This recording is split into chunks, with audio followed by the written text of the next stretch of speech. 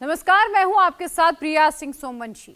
आज प्रधानमंत्री मोदी आजमगढ़ में थे, शिवराज सिंह चौहान अभी तमिलनाडु में हैं, राजनाथ सिंह छत्तीसगढ़ के बाद लखनऊ में हैं और अमित शाह ने कल एमपी बीजेपी की बड़ी बैठक की। योगी आज आजमगढ़ के बाद कुशीनगर और देवरिया भी गए। एक एक सीट पर टॉप लीडर खुद एक्टिव हैं। चुनाव ऐसे जीता जाता है, 400 सीट ऐसे जीती जाएंगी। बीजेपी ने अपना टारगेट 370 बताया है, लेकिन मोदी का असल कैलकुलेशन इससे भी ज्यादा का है। मोदी ने अकेले बीजेपी को 400 पहुंचाने के लिए क्या स्ट्रैटेजी बनाई है, कैसे पिछले 5 साल से 161 सीटों का समीकरण ही बदल गया। राहुल मोदी विरोधियों को जोड़कर इंडिया अलायंस बना रहे हैं, तो बीजेपी ने सीधे सीधे इंडिया अलायंस की 100 सीटें ही काट दी। लेकिन कैसे हुआ ये सब, देखिए इस रिपोर्ट में। Strategy, sentiments, sensation, secrecy, suspense और सरप्राइज, नरेंद्र मोदी की पावरफुल पॉलिटिक्स के ये सबसे सॉलिड एलिमेंट्स हैं। नरेंद्र मोदी ने 400 के लिए ऐसी स्ट्रेटजी तैयार की है। बीजेपी ऐसे क्लस्टर फॉर्मूला पर काम कर रही है जिसका जिक्र बीजेपी नहीं करेगी, जिसके बारे में कोई शोर नहीं है, क्योंकि बीजेपी अपनी असल रणनीति कभी डिस्क्लोज नहीं करती। 303 में 100 जुड़ेगा, स्कोर 403 पहुंचेगा। ये 403 का आंकड़ा अकेले बीजेपी का हो सकता है। बीजेपी अपनी सीटें जानबूझकर कम बता रही है। ये सुनते ही आप कहेंगे क्यों और कैसे। बीजेपी ने अपने लिए टारगेट 370 और एनडीए के लिए 400 सीट के लक्ष्य का ऐलान किया है, लेकिन बीजेपी अकेले अपने लिए 100 सीटें बढ़ाने पर काम कर रही है। 2019 के लोकसभा चुनाव में बीजेपी अकेले 437 सीटों पर लड़ी थी। इसमें से 303 सीटें जीती और 134 पर हार मिली। एनडीए 543 सीटों पर लड़ा और 353 सीटें जीता। जहां हार मिली वहीं से लिस्ट आगे बढ़ेगी, जहां हार मिली वहीं से जीत मिलेगी। जहां पर स्कोर कम है वहां से स्कोर बोर्ड को आगे बढ़ाना है। यह नरेंद्र मोदी को अच्छी तरह से पता है और इसी हिसाब से लोगों को भेजा जा रहा है। टारगेट 400 के लिए बीजेपी ने क्लस्टर फॉर्मूला बनाया है। हर राज्य के लिए अलग क्लस्टर मैनेजमेंट शुरू किया है। जहां जीत मिलने की सबसे ज्यादा उम्मीद है वहां पर प्रचार जोरदार, जहां हार मिली थी वहां दिग्गजों की फौज। यह सब अभी शुरू नहीं हुआ। यह सब कुछ 24 का एक्शन प्लान नहीं है।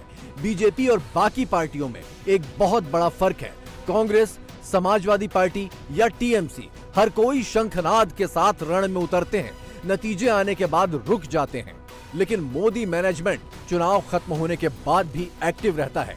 5 साल बाद क्या नतीजा होगा, इसकी शुरुआत 5 साल पहले ही हो जाती है।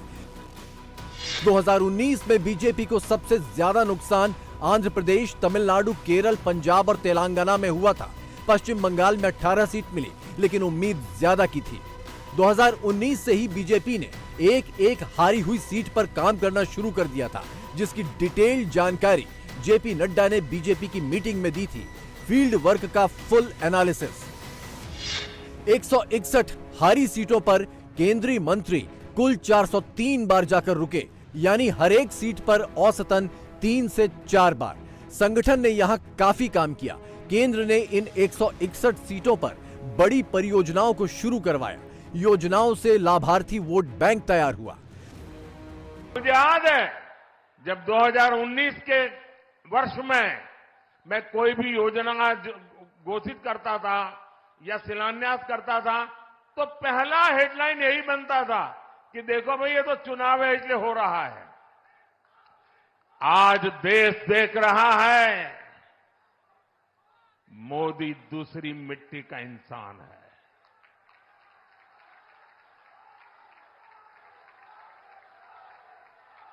19 में भी जो हमने शिलान्यास किए वो चुनाव के लिए नहीं किए थे। आज उसको धरातल पर उतरते हुए देख सकते हैं।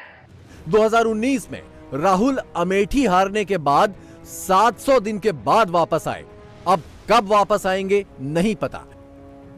2014 में अमेठी हारने के बाद स्मृति ईरानी ने अमेठी को अपना ठिकाना बना लिया था। अब तो अमेठी में अपना स्थायी पता भी बना लिया। मोदी ने काशी से जीतने के बाद काशी जाने की फ्रीक्वेंसी बढ़ा दी। जो लोग पूछते हैं पिछले 10 साल से राहुल क्यों हार रहे हैं, मोदी क्यों जीत रहे हैं, इसका जवाब है मेहनत, जो मोदी और राहुल में फर्क बनाती है। 2024 में फिर एक बार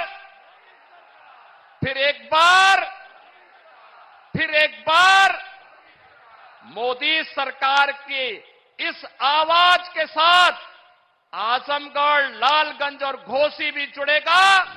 19 में हारी हुई 161 सीटें बीजेपी के लिए सबसे अहम हैं। इनको 3 कैटेगरी में बांटा गया है। 161 में जो सबसे ज्यादा मुश्किल है वो ए कैटेगरी में है, जो कम मुश्किल है वो बी कैटेगरी, जहां पर मुकाबला और कम है वो सी कैटेगरी। इन सीटों को जीत में कन्वर्ट कर दिया तो जीत का स्कोर अपने आप कन्वर्ट हो जाएगा। बीजेपी इस वक्त 403 सीटों पर लीड कर रही है। एनडीए 450 सीट पर मजबूत चल रही है। ये कैसे होता है? हिंदुस्तान में लोकसभा चुनाव में सैकड़ों पार्टियां उतरती हैं, लेकिन बीजेपी सबसे अलग तरह से चुनाव लड़ती है। जो सीट जितनी चुनौतीपूर्ण, वहां उतने दिग्गज नेताओं को जिम्मा। विदिशा से चुनाव लड़ने वाले शिवराज सिंह चौहान आंध्र प्रदेश के नेल्लोर जिले की दीवारों पर कमल में रंग भरते हैं। आंध्र के बूथ क्लस्टर कार्यकर्ताओं के साथ बैठक करते हैं। चुनाव हुए मध्य प्रदेश में, राजस्थान में, छत्तीसगढ़ में। लोग कहते थे छत्तीसगढ़ में कांग्रेस जीतेगी, मध्य प्रदेश में कहते थे बीजेपी अब नहीं आ सकती, एंटी इनकम्बेंसी है। लेकिन मेरे बहनों और भाइयों, हम कहते थे रिकॉर्ड तोड़ वोटों से भारतीय जनता पार्टी जीतेगी, और आज मुझे कहते हुए गर्व है। राजनाथ सिंह पहले छत्तीसगढ़ का संगठन मजबूत करते हैं, ग्राउंड रिपोर्ट के पॉइंटर्स तैयार करते हैं, फिर लखनऊ आकर अपनी सीट के लिए जुट जाते हैं। ये सब कुछ तभी होता है जब लीडर एग्जाम्पल सेट करता है। 10 दिन में मोदी 12 स्टेट और केंद्र शासित प्रदेशों के दौरे पर हैं। 5 मार्च को तेलंगाना, ओडिशा, 6 मार्च को पश्चिम बंगाल, बिहार, 7 मार्च को जम्मू कश्मीर, 8 मार्च को क्रिएटर अवार्ड्स, फिर असम रवाना, 9 मार्च को असम, अरुणाचल, पश्चिम बंगाल, यूपी के काशी, 10 मार्च को यूपी, 11 मार्च दिल्ली में नमो ड्रोन दीदी, लखपति दीदी कार्यक्रम से जुड़ेंगे। द्वारका एक्सप्रेसवे के हरियाणा सेक्शन का उद्घाटन, 12 मार्च को गुजरात, राजस्थान, 13 मार्च को वीडियो कॉन्फ्रेंसिंग से गुजरात और असम की परियोजनाओं की आधारशिला। 73 साल की उम्र में बैक टू बैक ट्रैवल, हर जगह जाकर रैली करना, हर जगह चुनावी मीटिंग करना, और फिर अपनी संसदीय सीट पर बिल्कुल वैसे काम करना जैसे पहली बार चुनाव लड़ रहे हों। मोदी चाहते तो गांधी परिवार की तरह चुनाव लड़ सकते हैं। काशी में जीत के लिए मोदी का नाम ही काफी है, लेकिन मोदी की असली पहचान तो काम से है। ये विकास की मेरी अनंत यात्रा का अभियान है, और मैं 2047 तक देश को विकसित भारत बनाने के संकल्प के लिए तेज गति से दौड़ रहा हूं, तेज गति से देश को दौड़ा रहा हूं। दोस्तों, बीजेपी इलेक्शन में हर लेवल पर काम कर रही है। हो सकता है कुछ पुरानी सीटों पर हार भी मिल जाए, इसलिए बीजेपी नई सीटों पर जीत की संभावना तैयार कर रही है। 303 में अगर 25 सीटें कम भी हों तो नई 100 सीटें टारगेट पूरा कर दें। लगभग हर सर्वे में भी यही दिखाई दे रहा है। बीजेपी की सीटें अचानक नहीं बढ़ी हैं। 400 के पास आंकड़ा अचानक नहीं पहुंच रहा है, बल्कि इसके समीकरण भी अब नजर आने लगे हैं। बंगाल में ममता बनर्जी अकेले चुनाव लड़ रही हैं। ममता ने 42 उम्मीदवारों के नाम का ऐलान किया।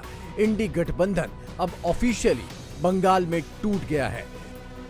बहरामपुर सीट से अधीर रंजन के खिलाफ टीएमसी ने यूसुफ पठान को उतारा है। আজকে এটা প্রমাণিত হয়ে গেল, আমি যে আশঙ্কাটা করেছিলাম এতদিন, যে পশ্চিমবঙ্গের নির্বাচনে বিভাজনের রাজনীতিতে মোদি এবং দিদি উভয়ে তাদের সুবিধা দেখছেন। তাই মাঝখানে এইসব জোটের মধ্যে গিয়ে তার সেই সম্ভাবনাটাকে তিনি নষ্ট করতে চাইছেন না।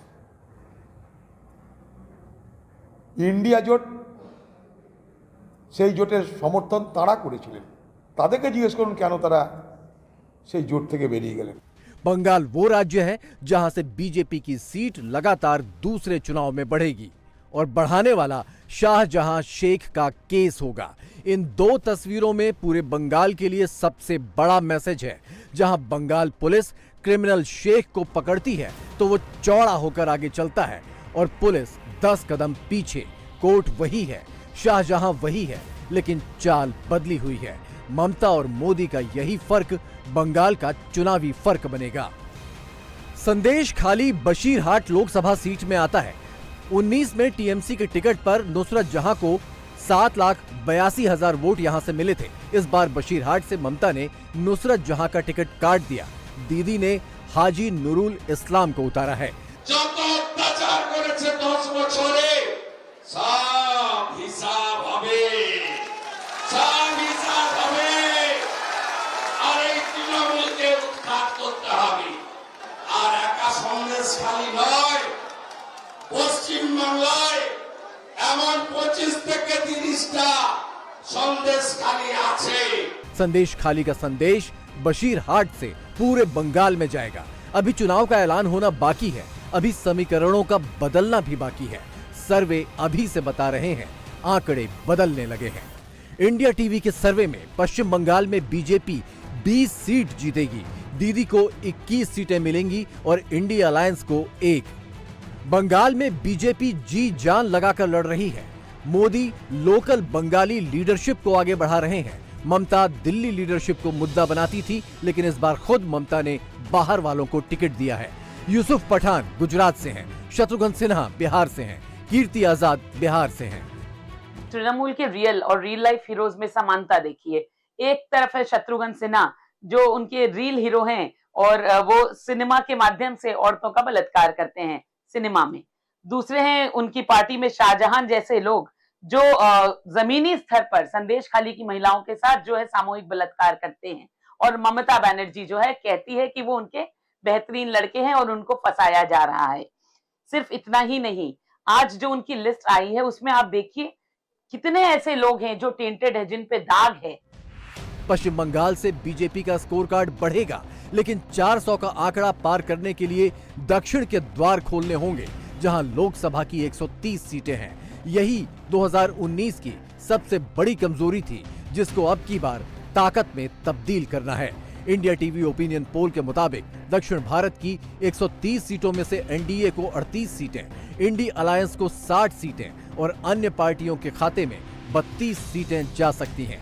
लगभग हर हफ्ते बीजेपी की टॉप लीडरशिप में से कोई न कोई तमिलनाडु में मौजूद रहता है। मोदी 4 मार्च को तमिलनाडु गए थे। इसी साल 3 बार वो तमिलनाडु का दौरा कर चुके हैं। तमिलनाडु में 39 लोकसभा सीट हैं। ओपिनियन पोल के मुताबिक इसमें से 4 सीट बीजेपी को मिल सकती हैं। केरल में 3 सीटों पर मोदी के नाम पर बीजेपी को जीत मिलेगी। तेलंगाना में 5 सीटें बीजेपी को मिलेंगी। आंध्र प्रदेश में भी बीजेपी शून्य पर अटकी हुई थी। बीजेपी, टीडीपी और जेएसपी के साथ डील फाइनल हो चुकी है। आंध्र प्रदेश में बीजेपी का स्कोर बढ़ना तय है। आंध्र प्रदेश, तमिलनाडु और केरल की 84 सीटें टारगेट 400 के लिए सबसे ज्यादा अहमियत रखती हैं। एनडीए का इन स्टेट से टारगेट 30 है। एक बात से कोई इनकार नहीं कर सकता, मोदी जब टारगेट सेट करते हैं, सबके सामने ऐलान करते हैं, तो ये हवा हवाई नहीं होता। इसमें 5 साल की पूरी रिसर्च मौजूद होती है, 5 साल की मेहनत होती है। 19 की हारी हुई 161 सीटें 24 में जीत का नया रिकॉर्ड बनाएंगी।